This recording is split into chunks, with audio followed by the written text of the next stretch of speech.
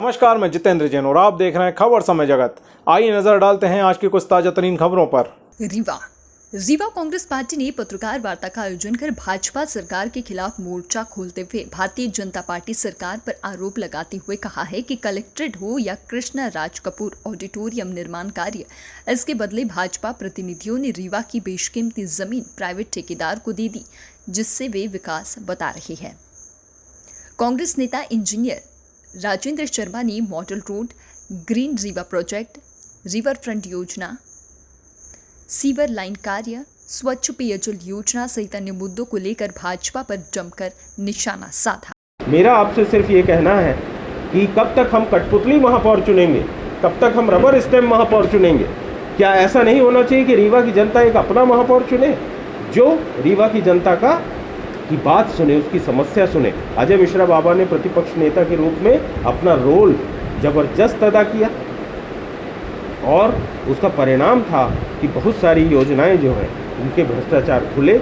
ऐसा एक जागरूक पार्षद जिसने हमेशा राजनीति नगर निगम की वो आज आपके प्रत्याशी के रूप में आपके सामने है। आज हम ये प्रेस कॉन्फ्रेंस केवल नगर निगम के उन योजनाओं के लिए कर रहे हैं जिसको आगे आने वाले समय में भारतीय जनता पार्टी इस चुनाव में बढ़ चढ़ कर प्रचारित करेगी। बहुत सारे और भी ऐसे तथ्य हैं जो इससे जुड़े हुए हैं।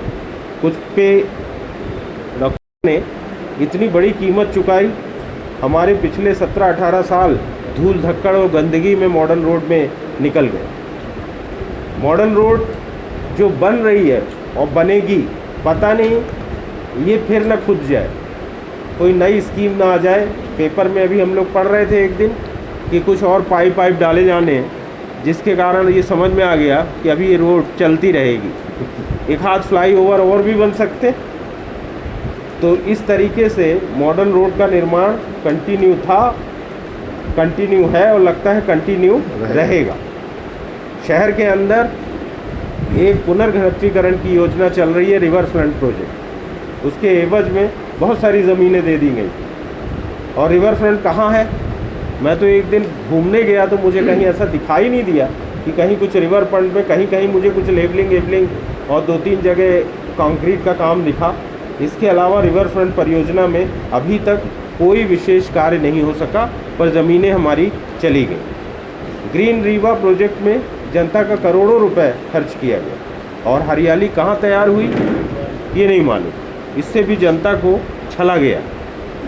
कुछ ऐसे तथ्य हैं जो नगर निगम भर से वाकिफ़ हैं। ये पुनर्घनत्वीकरण वगैरह तो सरकारी योजनाएं थी, पर चूँकि नगरीय निकाय का चुनाव, म्युनिसिपल कॉरपोरेशन का चुनाव है, तो मैं आज आपसे उन योजनाओं की हम लोग यहाँ चर्चा करने इकट्ठे हुए हैं जिन योजनाओं को नगर निगम ने बहुत जोश खरोश से शुरू किया और उनका जो नतीजा आया वो जिस तरीके से उसमें लागत लगी उसकी तुलना में कुछ नहीं है।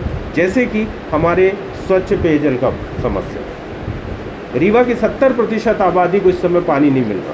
रीवा में अनुमानित 3.5 लाख जनसंख्या है।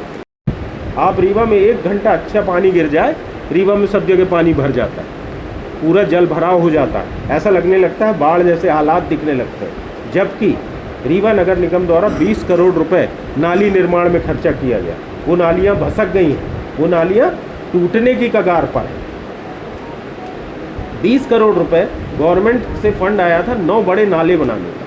शहर के अंदर ऐसे बड़े नाले 9, जिन नालों से शहर की जल निकासी जो है वो अच्छी तरीके से हो सके।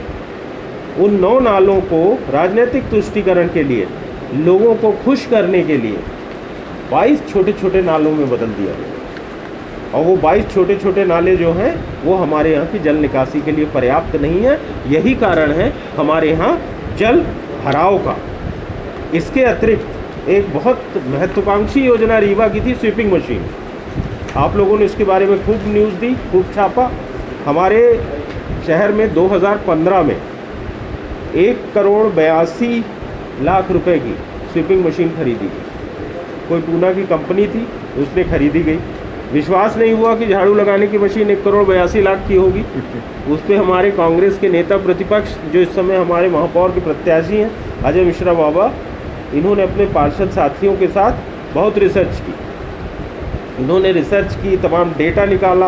अंत में हम लोगों ने बहुत सारे कोटेशंस बुला लिए प्राइवेट कंपनियों से। हम लोगों को 48 करोड़ की उसकी लागत मिली। 48 लाख की लागत मिली एक मशीन। अब आप सोचिए 48 लाख की मशीन को 1 करोड़ 82 लाख में खरीदा। EOW में शिकायत की गई, लोकायुक्त में शिकायत की गई, कोई कार्यवाही नहीं की गई।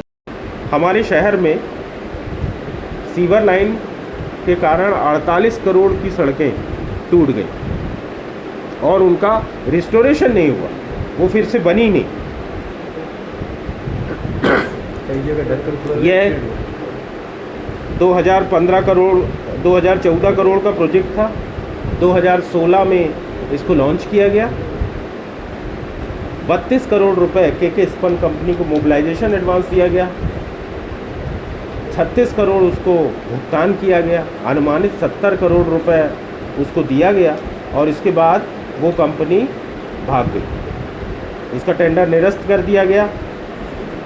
कुल उसको 716 किलोमीटर की पाइपलाइन बिछानी थी और 8 ट्रीटमेंट प्लांट लगाने थे। अगर इसको आप मैदान में देखें तो केवल 120 किलोमीटर में पाइपलाइन बिछी है और वो भी कितनी सक्षम है, कितनी सफिशिएंट है, वो किसी को नहीं मालूम। केवल 120 किलोमीटर की पाइपलाइन बिछाई गई। इसका मतलब है कि 120 किलोमीटर सड़कें तोड़ी आपने। और उन सड़कों की रिपेयरिंग कैसे हुई है, इसको अगर आप देखना चाहते हो तो जहाँ सीवर लाइन का काम हुआ है मोहल्लों में, वहाँ आप चले जाइए। वो सड़कें जो कंक्रीट की हमारी पार्षदों के प्रयास से बनी थी, नगर निगम के द्वारा। पार्षद जनता को वादा करते हैं, चुनाव जीतते हैं और उसके बदले में वो किसी तरीके से वो फंड लाते हैं और फंड ला के वो उस रोडों को बनाते हैं और उन रोडों को एक कंपनी ने आया, ध्वस्त किया और बिना बनाए चली गई। अभी क्या उसके खिलाफ FIR दर्ज हुई? क्या इसके खिलाफ कोई कार्यवाही की जा रही? अभी तक कोई ऐसी कार्यवाही नहीं की गई। आज कांग्रेस पार्टी की